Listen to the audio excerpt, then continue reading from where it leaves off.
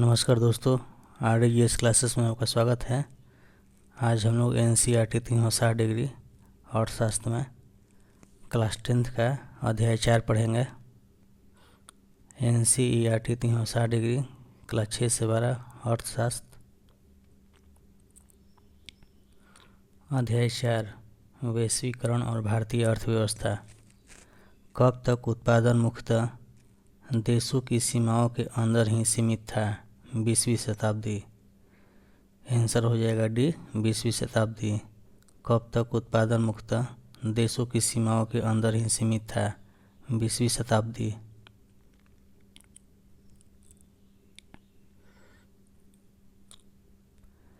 बीसवीं शताब्दी के पहले किस वस्तुओं का निर्यात आयात होता था? केवल कच्चा माल, खाद्य पदार्थ और तैयार उत्पाद। आंसर सी हो जाएगा, ए और बी दोनों। 20वीं शताब्दी के पहले किस वस्तुओं का निर्यात आयात होता था? केवल कच्चा माल, खाद्य पदार्थ और तैयार उत्पाद।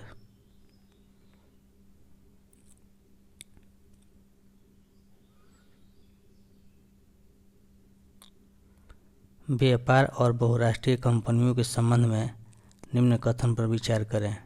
20वीं शताब्दी में व्यापार ही दूरस्थ देशों को आपस में जोड़ने का मुख्य जरिया था। बहुराष्ट्रीय कंपनी वह है जो एक से अधिक देशों में उत्पादन पर नियंत्रण अथवा स्वामित्व रखती है। बहुराष्ट्रीय कंपनियां उन प्रदेशों में कार्यालय तथा उत्पादन के लिए कारखाने स्थापित करती है जहां उन्हें सस्ता श्रम एवं अन्य संसाधन मिल सकते हैं। उपयुक्त कथन में से कौन सा सही है? तो आंसर डी हो जाएगा, उपयुक्त में से सभी। व्यापार और बहुराष्ट्रीय कंपनियों के संबंध में निम्न कथन में से कौन सही है? सभी सही है। 20वीं शताब्दी में व्यापार ही दूरस्थ देशों को आपस में जोड़ने का मुख्य जरिया था। बहुराष्ट्रीय कंपनी वह है जो एक से अधिक देशों में उत्पादन पर नियंत्रण अथवा स्वामित्व रखती है।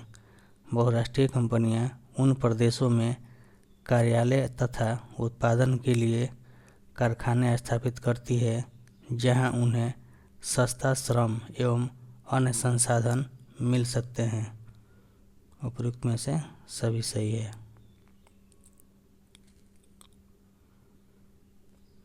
बहुराष्ट्रीय कंपनियों के संबंध में निम्नलिखित कथनों पर विचार करें। बहुराष्ट्रीय कंपनी केवल वैश्विक स्तर पर ही अपना तैयार उत्पाद नहीं बेच रही है, बल्कि अधिक महत्वपूर्ण यह है कि वस्तु और सेवाओं का उत्पादन विश्व स्तर पर कर रही है। उत्पादन प्रक्रिया छोटे भागों में विभाजित है और विश्व भर में फैली हुई है। भारत में अत्यंत कुशल इंजीनियर उपलब्ध हैं जो उत्पादन के तकनीकी पक्षों को समझ सकते हैं। यहाँ अंग्रेजी बोलने वाले शिक्षित युवक भी हैं जो ग्राहक देखभाल सेवाएं उपलब्ध करा सकते हैं। ये सभी चीज़ें बहुराष्ट्रीय कंपनी की लागत का लगभग 50 से 60% बचत कर सकती हैं। उपयुक्त कथनों में से कौन सा सही है? आंसर डी हो जाएगा, उपयुक्त में से सभी सही है। बहुराष्ट्रीय कंपनियों के संबंध में निम्नलिखित कथनों में कौन सही है? तो इसका सभी सही है। बहुराष्ट्रीय कंपनी केवल वैश्विक स्तर पर ही अपना तैयार उत्पाद नहीं बेच रही है, बल्कि अधिक महत्वपूर्ण यह है कि वस्तुओं और सेवाओं का उत्पादन विश्व स्तर पर कर रही है। उत्पादन प्रक्रिया छोटे भागों में विभाजित है और विश्व भर में फैली हुई है। भारत में अत्यंत कुशल इंजीनियर उपलब्ध हैं जो उत्पादन के तकनीकी पक्षों को समझ सकते हैं। यहाँ अंग्रेजी बोलने वाले शिक्षित युवक भी हैं जो ग्राहक देखभाल सेवाएं उपलब्ध करा सकते हैं। ये सभी चीज़ें बहुराष्ट्रीय कंपनी की लागत का लगभग 50 से 60% बचत कर सकती हैं। उपयुक्त में से सभी सही है।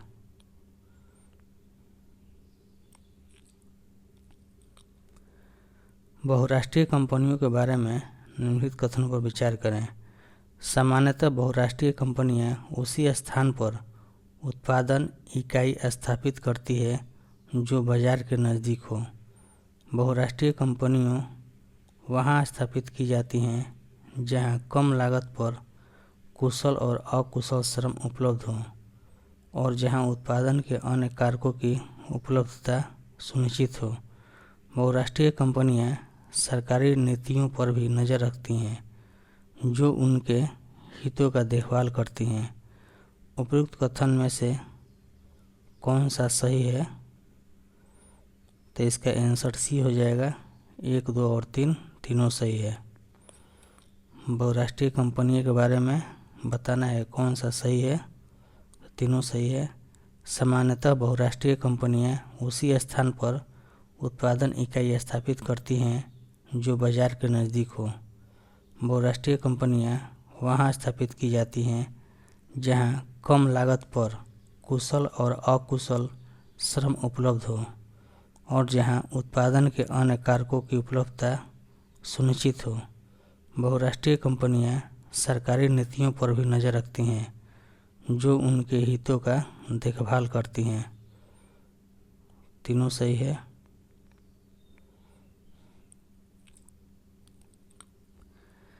निवेश से संबंधित निम्न कथन पर विचार करें। परिसंपत्तियों, भूमि, भवन, मशीन और अन्य उपकरणों की खरीद में व्यय की गई मुद्रा को निवेश कहते हैं। बहुराष्ट्रीय कंपनियों द्वारा किए गए निवेश को विदेशी निवेश कहते हैं। कोई भी निवेश इस आशा से किया जाता है कि ये परिसंपत्तियां लाभ अर्जित करेंगे। उपयुक्त कथन में से कौन सा सही है? आंसर डी हो जाएगा। उपयुक्त में से सभी सही है। निवेश से संबंधित निम्न कथन पर विचार कर बताना है कि कौन सा कथन सही है। तो इसमें सभी सही है। परिसंपत्तियों, भूमि, भवन, मशीन और अन्य उपकरणों की खरीद में व्यय की गई मुद्रा को निवेश कहते हैं। बहुराष्ट्रीय कंपनियों द्वारा किए गए निवेश को विदेशी निवेश कहते हैं। कोई भी निवेश इस आशा से किया जाता है कि परिसंपत्तियां लाभ अर्जित करेंगी। उपयुक्त में से सभी सही है। बहुराष्ट्रीय कंपनी और स्थानीय कंपनी के संबंध में सही कथन कौन सा है? बहुराष्ट्रीय कंपनियां जिस देशों में हैं उस देश की स्थानीय कंपनियों के साथ संयुक्त रूप से उत्पादन करती हैं। संयुक्त उत्पादन से स्थानीय कंपनी को दोहरा लाभ होता है। पहला, बहुराष्ट्रीय कंपनियां अतिरिक्त निवेश के लिए धन प्रदान कर सकती हैं। बहुराष्ट्रीय कंपनियां उत्पादन की नवीनतम प्रौद्योगिकी अपने साथ ला सकती हैं। उपयुक्त कथन से कूटबद्ध करें तो केवल 1, 2, 3 आंसर सी हो जाएगा।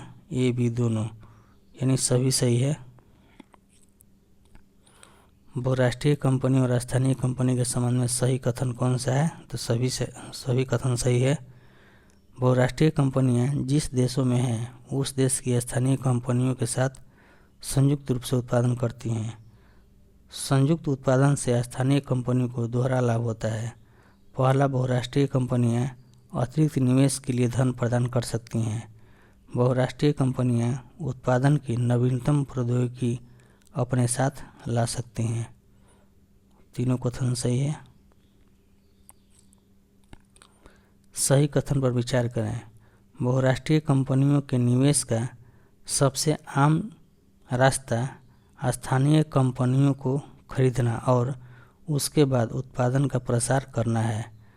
कई शीर्षस्थ बहुराष्ट्रीय कंपनियों की संपत्ति विकासशील देशों की सरकारों के संपूर्ण बजट से भी अधिक हैं। विकसित देशों की बड़ी बहुराष्ट्रीय कंपनियां छोटे उत्पादकों को उत्पादन का ऑर्डर देती हैं। वस्त्र, जूते, चप्पल एवं खेल के सामान ऐसे उद्योग हैं। बड़ी कंपनियों में दूरस्थ उत्पादकों के मूल्य, गुणवत्ता, आपूर्ति और श्रम शर्तों का निर्धारण करने की प्रचंड क्षमता होती है। दिए कथन में कौन सही है? तो आंसर डी हो जाएगा, उपयुक्त में से सभी सही है। बहुराष्ट्रीय कंपनियों के निवेश का सबसे आम रास्ता स्थानीय कंपनियों को खरीदना और उसके बाद उत्पादन का प्रसार करना है। कई शीर्षस्थ बहुराष्ट्रीय कंपनियों की संपत्ति विकासशील देशों की सरकारों के संपूर्ण बजट से भी अधिक है। विकसित देशों की बड़ी बहुराष्ट्रीय कंपनियां छोटे उत्पादकों को उत्पादन का ऑर्डर देती हैं। वस्त्र, जूते, चप्पल एवं खेल के सामान ऐसे उद्योग हैं। बड़ी कंपनियों में दूरस्थ उत्पादकों के मूल्य, गुणवत्ता, आपूर्ति और श्रम शर्तों का निर्धारण करने की प्रचंड क्षमता होती है। आंसर डी हो जाएगा, उपयुक्त में से सभी सही है। बहुराष्ट्रीय कंपनियां कई तरह से अपने उत्पादन कार्य का प्रसार कर रही हैं। विश्व के कई देशों की स्थानीय कंपनियों के साथ पारस्परिक संबंध स्थापित कर रही हैं। स्थानीय कंपनियों के साथ साझेदारी द्वारा और आपूर्ति के लिए स्थानीय कंपनियों का इस्तेमाल करके, स्थानीय कंपनियों से निकट प्रतिस्पर्धा करके अथवा उन्हें खरीदकर बहुराष्ट्रीय कंपनियां दूरस्थ स्थानों को उत्पादन पर अपना प्रभाव जमा रही हैं। आंसर डी हो जाएगा, उपयुक्त में से सभी सही है। बहुराष्ट्रीय कंपनियां कई तरह से अपने उत्पादन कार्य का प्रसार कर रही हैं। विश्व के कई देशों की स्थानीय कंपनियों के साथ पारस्परिक संबंध स्थापित कर रही हैं। स्थानीय कंपनियों के साथ साझेदारी द्वारा और आपूर्ति के लिए स्थानीय कंपनियों का इस्तेमाल करके, स्थानीय कंपनियों से निकट प्रतिस्पर्धा करके अथवा उन्हें खरीदकर बहुराष्ट्रीय कंपनियां दूरस्थ स्थानों के उत्पादन पर अपना प्रभाव जमा रही हैं। उपयुक्त में से सभी सही है।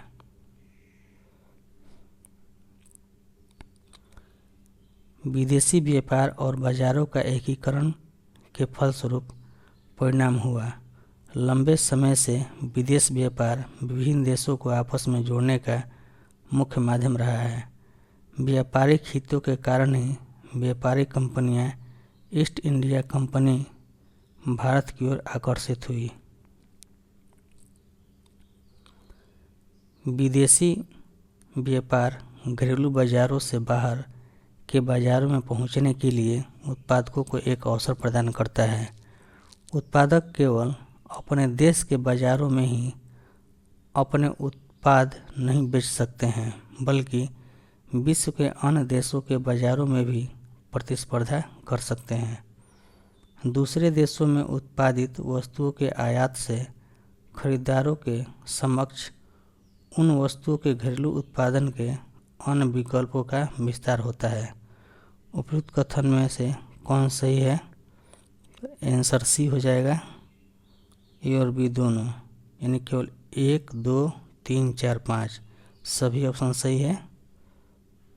आंसर सी हो जाएगा, सभी सही है। सामान्यतः व्यापार के खुलने से क्या होता है? उपयुक्त कथन में से सही कथन कौन सा है बताना है। सामान्यतः व्यापार के खुलने से क्या होता है? वस्तुओं का एक बाजार से दूसरे बाजार में आवागमन होता है। बाजार में वस्तुओं के विकल्प बढ़ जाते हैं। दो बाजारों में एक ही वस्तु का मूल्य एक समान होने लगता है। आंसर सी हो जाएगा, 1, 2 और 3 तीनों सही है।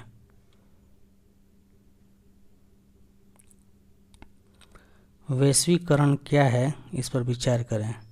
अधिकांश बहुराष्ट्रीय कंपनियां विश्व में उन स्थानों की तलाश कर रही हैं जो उनके उत्पादन के लिए सस्ते हों। उत्पादन के लिए सस्ते देशों में बहुराष्ट्रीय कंपनियों के निवेश में वृद्धि हो रही है। विभिन्न देशों के बीच विदेश व्यापार में भी तीव्र वृद्धि हो रही है। विदेश व्यापार का एक बड़ा भाग बहुराष्ट्रीय कंपनियों द्वारा नियंत्रित है। भारत में फोर्ड मोटर्स का कार संयंत्र केवल भारत के लिए ही कारों का निर्माण नहीं करता, बल्कि वह अन्य विकासशील देशों को कारें और विश्व भर में अपने कारखानों के लिए कार्य पुर्जों का भी निर्यात करता है। उपयुक्त कथन में से कौन सही है? तो आंसर डी हो जाएगा, उपयुक्त में से सभी सही है।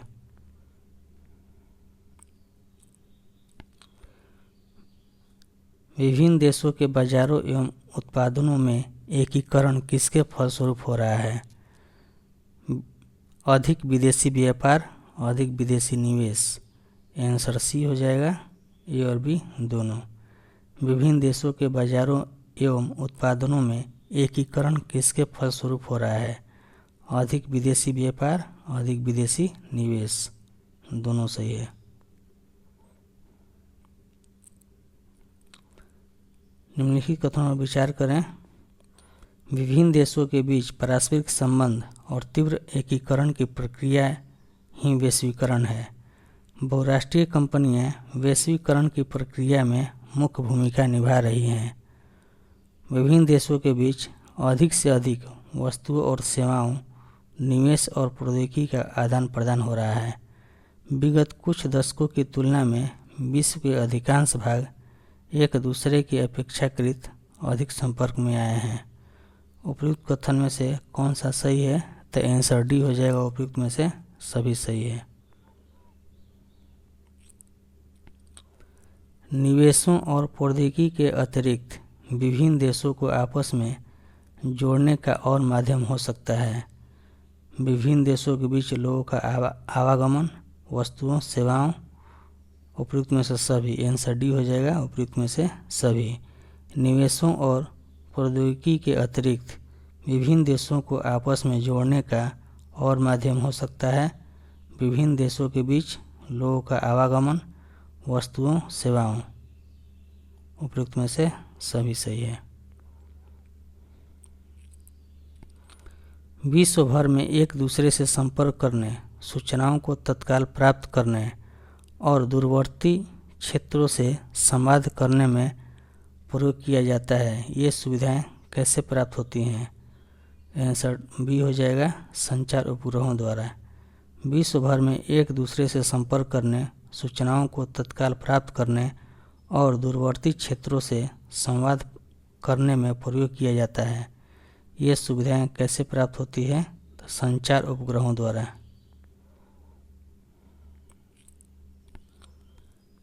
भारत सरकार जब विदेशी वस्तुओं के आयात पर अवरोध लगाते हैं तो इनमें से कौन सा घटना होगा?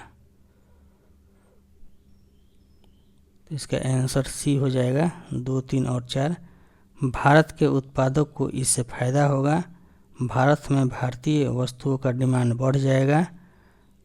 भारतीय खरीदार को कीमत ज़्यादा चुकाना पड़ेगा। यही तीनों आंसर 2, 3 और 4 सही है। आंसर सी 2, 3 और 4।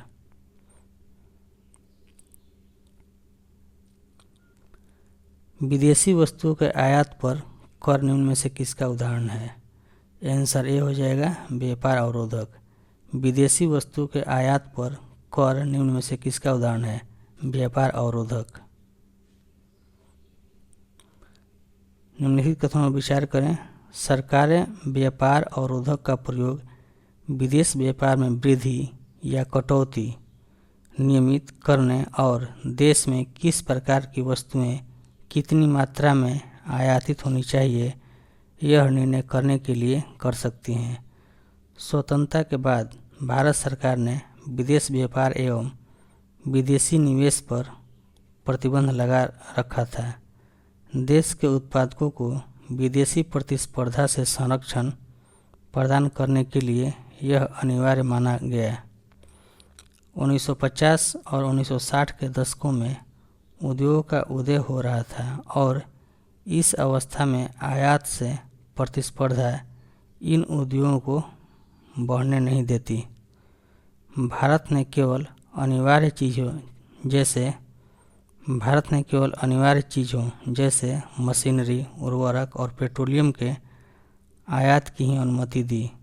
सभी विकसित देशों ने विकास के प्रारंभिक चरणों में घरेलू उत्पादकों को विभिन्न तरीकों से संरक्षण दिया। उपयुक्त कथनों में से कौन सा सही है? तो आंसर डी हो जाएगा, उपयुक्त में से सभी सही है। सरकारी व्यापार अवरोधों का प्रयोग विदेश व्यापार में वृद्धि या कटौती नियमित करने और देश में किस प्रकार की वस्तुएं कितनी मात्रा में आयातित होनी चाहिए यह निर्णय करने के लिए कर सकती हैं। स्वतंत्रता के बाद भारत सरकार ने विदेश व्यापार एवं विदेशी निवेश पर प्रतिबंध लगा रखा था। देश के उत्पादकों को विदेशी प्रतिस्पर्धा से संरक्षण प्रदान करने के लिए यह अनिवार्य माना गया। 1950 और 1960 के दशकों में उद्योगों का उदय हो रहा था और इस अवस्था में आयात से प्रतिस्पर्धा इन उद्योगों को बढ़ने नहीं देती। भारत ने केवल अनिवार्य चीज़ों जैसे मशीनरी, उर्वरक और पेट्रोलियम के आयात की ही अनुमति दी। सभी विकसित देशों ने विकास के प्रारंभिक चरणों में घरेलू उत्पादकों को विभिन्न तरीकों से संरक्षण दिया है। आंसर डी हो जाएगा उपयुक्त में से सभी सही है। भारत में करीब सन 1991 के प्रारंभ से नीतियों में कुछ दूरगामी परिवर्तन किए गए।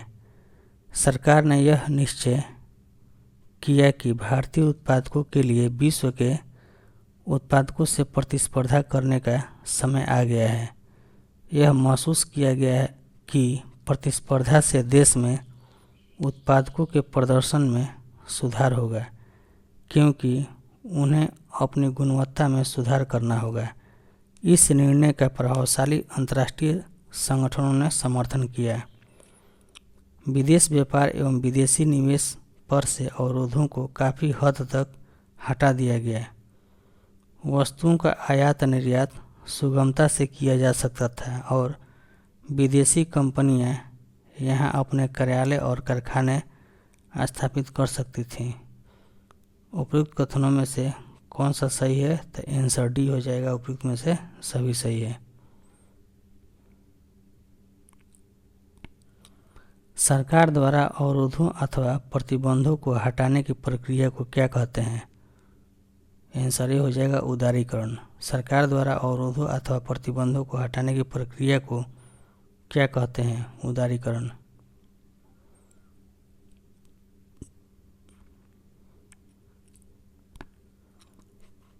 कुछ बहुत प्रभावशाली अंतर्राष्ट्रीय संगठनों ने भारत में विदेश व्यापार एवं विदेशी निवेश के उदारीकरण का समर्थन किया है। इन संगठनों का मानना है कि विदेश व्यापार, विदेश निवेश पर सभी अवरोधक हानिकारक हैं। आंसर सी हो जाएगा। विदेश व्यापार और विदेशी निवेश, ये और भी दोनों सही है। कुछ बहुत प्रभावशाली अंतर्राष्ट्रीय संगठनों ने भारत में विदेश व्यापार एवं विदेशी निवेश के उदारीकरण का समर्थन किया है। इन संगठनों का मानना है कि विदेश व्यापार, विदेशी निवेश पर सभी अवरोधक हानिकारक हैं।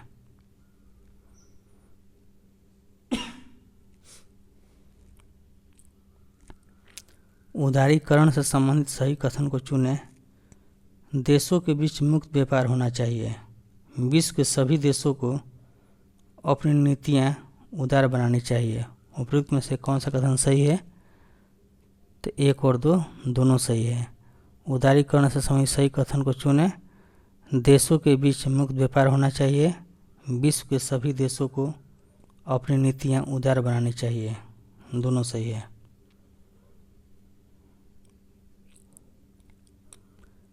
विश्व व्यापार संगठन WTO के संबंध में कथन विचार करें। उपयुक्त कथन में से कौन सा सही है बताना है। विश्व व्यापार संगठन WTO एक ऐसा संगठन है जिसका ध्येय अंतर्राष्ट्रीय व्यापार को उदार बनाना है। विकसित देशों की पहल पर शुरू किया गया विश्व व्यापार संगठन अंतर्राष्ट्रीय व्यापार से संबंधित नियमों को निर्धारित करता है और यह देखता है कि इन नियमों का पालन हो। विश्व के लगभग 160 देश विश्व व्यापार संगठन के सदस्य हैं। आंसर डी हो जाएगा उपयुक्त में से सभी।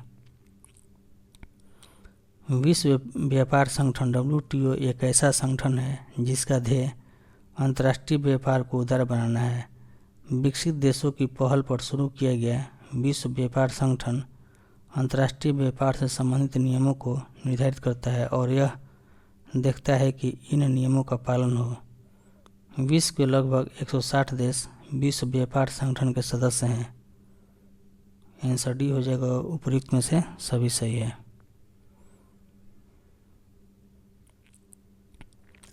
वैश्वीकरण और उत्पाद को स्थानीय एवं विदेशी दोनों के बीच बृहत्तर प्रतिस्पर्धा से किसको सबसे ज़्यादा फायदा हुआ है? शहरी क्षेत्र के धनी उपभोक्ता वर्ग को। आंसर बी हो जाएगा, शहरी क्षेत्र के धनी उपभोक्ता वर्ग को। वैश्वीकरण और उत्पाद को स्थानीय एवं विदेशी दोनों के बीच बृहत्तर प्रतिस्पर्धा से किसको सबसे ज़्यादा फायदा हुआ है? शहरी क्षेत्र के धनी उपभोक्ता वर्ग को।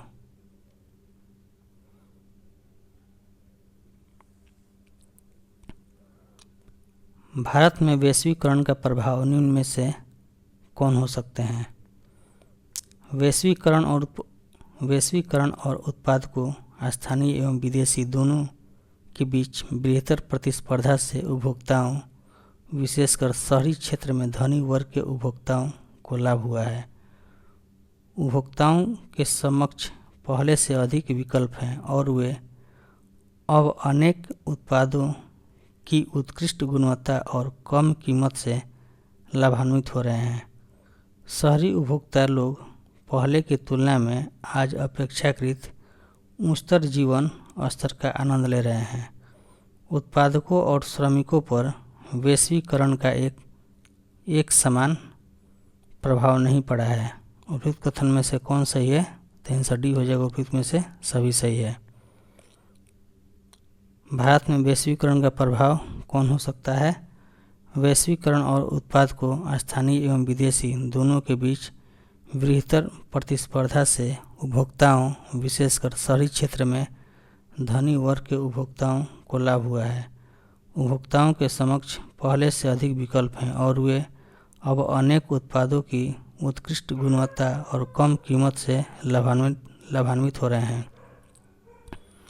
शहरी उपभोक्ता लोग पहले की तुलना में आज अपेक्षाकृत उच्चतर जीवन स्तर का आनंद ले रहे हैं। उत्पादकों और श्रमिकों पर वैश्वीकरण का एक समान प्रभाव नहीं पड़ा है। आंसर डी उपयुक्त में से सभी सही है। बहुराष्ट्रीय कंपनियों को भारत में निवेश करना उनके लिए लाभप्रद है। कैसे? बहुराष्ट्रीय कंपनियों ने शहरी इलाकों के उद्योगों जैसे सेल फोन, मोटर गाड़ियों, इलेक्ट्रॉनिक उत्पादों, ठंडे पेय पदार्थों और जंक खाद्य पदार्थों एवं बैंकिंग जैसी सेवाओं के निवेश में रुचि दिखाई है। उद्योगों और सेवाओं में नए रोजगार उत्पन्न हुए हैं। साथ ही इन उद्योगों को कच्चे माल इत्यादि की आपूर्ति करने वाली स्थानीय कंपनियां समृद्ध हुई। उपयुक्त कथन में से कौन सही है? आंसर सी है, ए और बी दोनों कथन सही है। बहुराष्ट्रीय कंपनियों को भारत में निवेश करना उनके लिए लाभप्रद है। कैसे? बहुराष्ट्रीय कंपनियों ने शहरी इलाकों के उद्योगों जैसे सेल फोन, मोटर गाड़ियों, इलेक्ट्रॉनिक उत्पादों, ठंडे पेय पदार्थों और जंक खाद्य पदार्थों एवं बैंकिंग जैसी सेवाओं के निवेश में रुचि दिखाई है। उद्योगों और सेवाओं में नए रोजगार उत्पन्न हुए हैं। साथ ही इन उद्योगों को कच्चे माल इत्यादि की आपूर्ति करने वाली स्थानीय कंपनियां समृद्ध हुई। आंसर सी हो जाएगा, 1 और 2 दोनों सही है।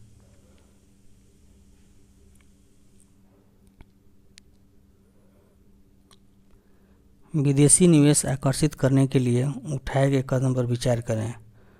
औद्योगिक क्षेत्रों, जिन्हें विशेष आर्थिक क्षेत्र कहा जाता है, इसकी स्थापना की जा रही है। विशेष आर्थिक क्षेत्रों में विश्व स्तरीय सुविधाएं, बिजली, पानी, सड़क, परिवहन, भंडारण, मनोरंजन और शैक्षिक सुविधाएं उपलब्ध होनी चाहिए। विशेष आर्थिक क्षेत्र में उत्पादन इकाइयां स्थापित करने वाली कंपनियों को आरंभिक 5 वर्षों तक कोई कर नहीं देना पड़ता है। आंसर सी हो जाएगा, 1, 2 और 3 तीनों सही है। वैश्वीकरण ने कुछ बड़ी भारतीय कंपनियों को बहुराष्ट्रीय कंपनियों के रूप में उभरने के योग्य बनाया है। इसमें कौन शामिल है? तो आंसर डी हो जाएगा उपयुक्त में से सभी। टाटा मोटर्स मोटर गाड़ियाँ और एशियन पेंट, इन्फोसिस आईटी और सुंदरम फास्टनर्स, नट और बोल्ट, रेनबैक्सी दवाइयाँ। आंसर डी उपयुक्त में से सभी। वैश्वीकरण ने कुछ बड़ी भारतीय कंपनियों को बहुराष्ट्रीय कंपनियों के रूप में उभरने के योग्य बनाया है। इसमें कौन शामिल है? टाटा मोटर्स मोटर गाड़ियाँ और एशियन पेंट, इन्फोसिस आईटी और सुंदरम फास्टनर्स, नट और बोल्ट, रेनबैक्सी दवाइयाँ। आंसर डी हो जाएगा उपयुक्त में से सभी। वैश्वीकरण ने बड़ी संख्या में किसके लिए बड़ी चुनौतियां खड़ी की हैं? छोटे उत्पादकों, श्रमिकों। आंसर सी हो जाएगा, ए और बी दोनों। वैश्वीकरण ने बड़ी संख्या में छोटे उत्पादकों और श्रमिकों के लिए बड़ी चुनौतियां खड़ी की हैं। वैश्वीकरण और प्रतिस्पर्धा के दबाव ने श्रमिकों के जीवन को व्यापक रूप से कैसे प्रभावित किया है? बढ़ती प्रतिस्पर्धा के कारण अधिकांश नियोक्ता इन दिनों श्रमिकों को रोजगार देने में लचीलापन पसंद करते हैं। श्रमिकों का रोजगार अब सुनिश्चित नहीं है। उपयुक्त में से कौन सा कथन सही है? केवल एक, केवल दो, सी, ए और बी दोनों। आंसर हो जाएगा सी, ए और बी दोनों। वैश्वीकरण और प्रतिस्पर्धा के दबाव ने श्रमिकों के जीवन को व्यापक रूप से कैसे प्रभावित किया है? बढ़ती प्रतिस्पर्धा के कारण अधिकांश नियोक्ता इन दिनों श्रमिकों को रोजगार देने में लचीलापन पसंद करते हैं। श्रमिकों का रोजगार अब सुनिश्चित नहीं है। आंसर सी हो जाएगा, एक और दो दोनों सही है। निम्नलिखित कथनों पर विचार करें। वैश्वीकरण सभी के लिए लाभप्रद रहा है। शिक्षित, कुशल और संपन्न लोगों ने वैश्वीकरण से मिले नए अवसरों का सर्वोत्तम उपयोग किया है। वैश्वीकरण संभव बनाने में सरकार महत्वपूर्ण भूमिका निभा सकती है। इसकी नीतियों को केवल धनी और प्रभावशाली लोगों को ही नहीं बल्कि देश के सभी लोगों के हितों का संरक्षण करना चाहिए। उपयुक्त में से कौन सा गलत कथन है? केवल एक। आंसर हो जाएगा केवल एक गलत है। वैश्वीकरण सभी के लिए लाभप्रद रहा है, ये गलत है। बाकी जो सही है उसको पढ़ते हैं। शिक्षित, कुशल और संपन्न लोगों ने वैश्वीकरण से मिले नए अवसरों का सर्वोत्तम उपयोग किया है। वैश्वीकरण संभव बनाने में सरकार महत्वपूर्ण भूमिका निभा सकती है। इसकी नीतियों को केवल धनी और प्रभावशाली लोगों को ही नहीं बल्कि देश के सभी लोगों के हितों का संरक्षण करना चाहिए।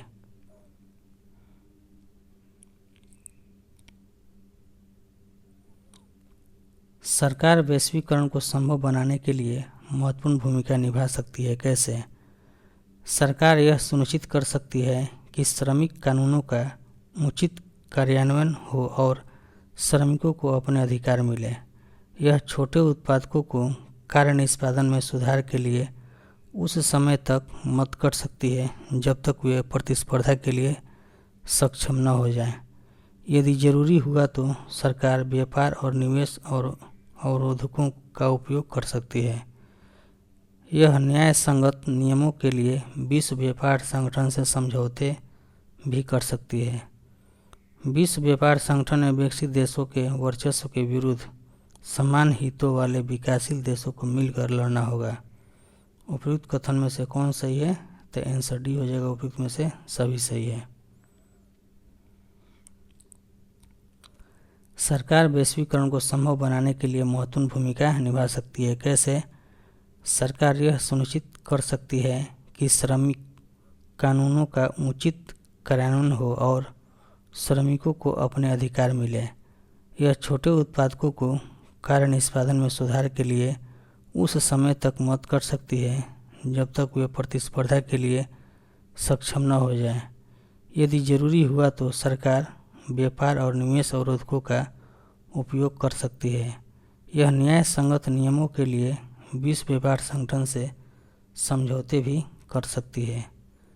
विश्व व्यापार संगठन में विकसित देशों के वर्चस्व के विरुद्ध समान हितों वाले विकासशील देशों को मिलकर लड़ना होगा। आंसर डी हो जाएगा, उपयुक्त में से सभी सही है।